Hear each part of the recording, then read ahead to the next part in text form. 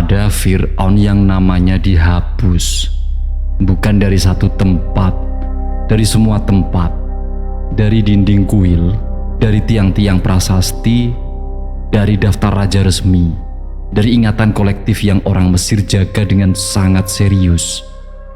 Namanya dipahat keluar dari batu, wajahnya dirusak, patung-patungnya dihancurkan, kotanya ditinggalkan dan dibiarkan dimakan gurun. Generasi setelahnya, orang Mesir menyebutnya hanya sebagai musuh atau penjahat dari Amarna, tidak menyebut namanya sama sekali. Untuk membuat seorang hilang seperti itu, dia harus melakukan sesuatu yang sangat mengguncang. Namanya Akhenaten. Dan apa yang dia lakukan, tergantung dari mana kamu melihatnya, adalah salah satu revolusi spiritual terbesar dalam sejarah manusia, atau salah satu konsolidasi kekuasaan paling brutal yang pernah dilakukan seorang raja, atau keduanya sekaligus. Untuk mengerti apa yang dia hancurkan, kamu perlu mengerti apa yang ada sebelumnya. Selama lebih dari 1000 tahun sebelum Akhenaten naik ke tahta, Mesir hidup dengan panteon dewa yang sangat besar dan sangat kompleks. Ra, Osiris, Isis, Horus, Thoth, Anubis, Sekhmet, ratusan dewa, masing-masing dengan kuil, dengan pendeta, dengan tanah pertanian yang menyuplai kuil itu, dengan sistem ekonomi yang menopang seluruh struktur keagamaan itu. Dan di puncak dari semua itu, Amun, dewa utama Tebes, ibu kota Mesir, yang selama kerajaan baru berkembang menjadi kekuatan yang hampir menandingi Fir'aun sendiri. Kuil Karnak yang dibangun dan diperluas selama ratusan tahun oleh berbagai Fir'aun sebagai persembahan kepada Amun adalah kompleks keagamaan terbesar yang pernah dibangun manusia. Di puncak kekuasaan pendeta Amun, mereka menguasai sekitar sepertiga dari seluruh tanah pertanian Mesir. Sepertiga. Bayangkan sebuah institusi keagamaan yang memiliki sepertiga dari semua lahan produktif di sebuah negara, yang punya tentara sendiri, yang punya administrasi sendiri, yang kepala imamnya kekuasaannya hampir setara dengan raja. Disitulah Akhenaten lahir, di bawah bayang-bayang institusi yang sangat besar itu. Awalnya dia bernama Amenhotep IV, putra mahkota, calon Fir'aun berikutnya. Dan kemudian pada sekitar tahun kelima pemerintahannya, sesuatu terjadi. Dia mengubah namanya dari Amenhotep Amun Puas menjadi Akhenaten, yang efektif untuk Aten. Aten, cakram matahari, bukan dewa dengan wajah manusia atau kepala binatang seperti semua dewa Mesir lainnya. Tidak ada mitologi, tidak ada kisah tentang kelahiran atau kematian atau pertempuran. Hanya cahaya, hanya energi, hanya kehadiran yang memancar dari matahari dan membuat segala sesuatu yang hidup bisa hidup. Abstrak, tanpa rupa, satu. Dan kemudian keputusan yang mengubah segalanya. Dia menutup kuil-kuil semua dewa lain, mengambil tanah mereka, memecat para pendeta, melarang penyembahan Amun dan semua dewa lainnya secara resmi di seluruh Mesir. Lalu memindahkan ibu kota dari Tebes ke lokasi baru di tengah gurun, kota yang dia bangun dari nol dan dinamai Akhetaten, yang sekarang kita sebut Amarna. Dalam satu dekade, Mesir yang sudah menyembah panteon yang sama selama ribuan tahun berubah menjadi monolatri. Satu dewa, satu raja, Satu kota baru yang belum punya sejarah dan belum punya hutang kepada siapapun. Disinilah sejarah bercabang, karena ada dua cara membaca apa yang dilakukan Akhenaten dan keduanya didukung oleh bukti yang nyata. Cara pertama, ini adalah revolusi spiritual yang tulus. Seorang manusia yang entah melalui pengalaman mistis, entah melalui pemikiran filosofis yang panjang, sampai pada kesimpulan bahwa realitas tertinggi adalah satu, bukan banyak. Bahwa di balik semua dewa yang berbeda-beda, ada satu sumber tunggal yang menopang semua kehidupan.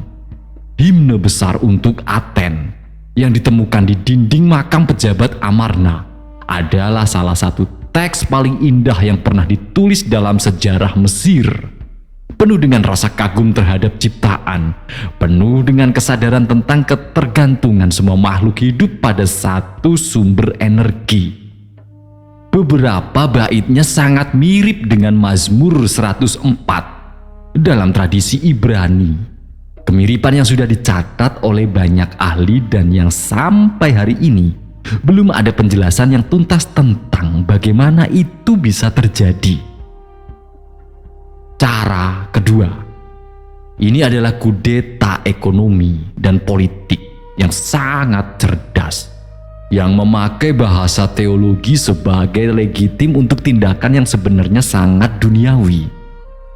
Pendeta Amun terlalu kuat, tanah mereka terlalu luas, pengaruh mereka terlalu besar.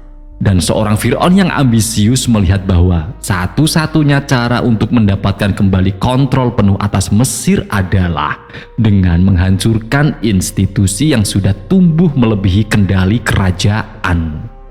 Dengan melarang semua dewa lain, dia secara legal mengambil alih seluruh aset keagamaan Mesir. Ribuan hektar tanah, ribuan kilogram emas dan perak dari kuil-kuil kembali ke tangan kerajaan, kembali ke kendalinya. Mana yang benar? Mungkin keduanya. Mungkin Akhenaten benar-benar percaya pada apa yang dia lakukan, dan pada saat yang sama menyadari bahwa apa yang dia percayai sangat menguntungkan kekuasaannya. Iman dan ambisi tidak selalu eksklusif satu sama lain. Kalau kamu suka misteri sejarah kuno seperti ini, subscribe sekarang, karena makin jauh kita masuk ke seri ini, ceritanya bakal semakin gila. Selama puluhan tahun, identitas mumi Akhenaten sendiri tidak pasti. Makamnya di Amarna ditemukan sudah dijarah dan rusak. Tubuhnya, kalau pernah dimakamkan di sana, sudah lama hilang. Tapi ada mumi lain ditemukan di makam KV55 di Lembah Raja. Peti matinya rusak. Identitasnya dihapus dengan sengaja. Tulang-tulangnya menunjukkan seseorang yang meninggal di usia pertengahan dengan kelainan fisik tertentu yang konsisten dengan gambar-gambar Akhenaten di relief Amarna. Pada 2010, tim peneliti yang dipimpin Zahi Hawass mempublikasikan analisis DNA dari mumi-mumi yang berkaitan dengan periode Amarna dalam Journal of the American Medical Association. Hasilnya mengkonfirmasi bahwa mumi KV55 adalah ayah biologis dari Tutankhamun dan bahwa Tutankhamun adalah hasil pernikahan antara saudara kandung yang konsisten dengan praktik keluarga kerajaan Amarna. Tapi analisis itu juga mengungkapkan sesuatu lain. Akhenaten atau siapapun mumi KV55 itu menderita beberapa kondisi genetis yang menyebabkan perubahan fisik yang terlihat jelas. Gynecomastia, tulang yang lebih panjang dari biasanya, wajah dengan proporsi yang tidak standar. Semua yang kita lihat dalam representasi artistik Akhenaten yang selama ini dianggap sebagai gaya seni baru, sebagai pilihan estetis yang revolusioner, mungkin bukan gaya seni sama sekali. Mungkin itu gambaran yang realistis. seorang yang tubuhnya berbeda, yang melihat dunia melalui fisik yang tidak biasa, dan yang mungkin justru karena itu sampai pada cara berpikir yang tidak biasa tentang apa yang menopang semua kehidupan. Ada pertanyaan yang lebih besar yang menggantung di pinggir seluruh cerita ini. Apakah ada koneksi antara monoteisme Akhenaten dan monoteisme Ibrahim? Tradisi yang kemudian menjadi Yahudi, Kristen, dan Islam. Pertanyaan itu bukan baru.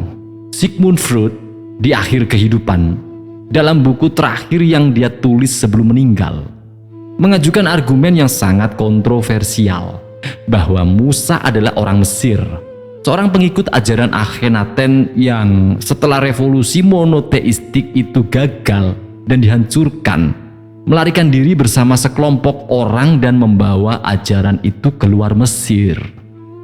Ini bukan klaim yang bisa dibuktikan. Freud sendiri mengakui itu. Tapi kemudian Jan Assmann, Egyptolog dari Universitas Heidelberg, mengembangkan argumen yang lebih hati-hati dalam Moses of Egyptian dan The Price of Monotheism. Assmann tidak mengklaim Musa adalah pengikut Akhenaten secara harfiah, tapi dia mengajukan sesuatu yang lebih menarik, bahwa apa yang dia sebut pembedaan mosaik, gagasan bahwa ada satu kebenaran yang memisahkan yang benar dari yang salah, yang membagi dunia menjadi yang percaya dan yang tidak, adalah sesuatu yang tidak ada dalam tradisi politeistik manapun sebelumnya.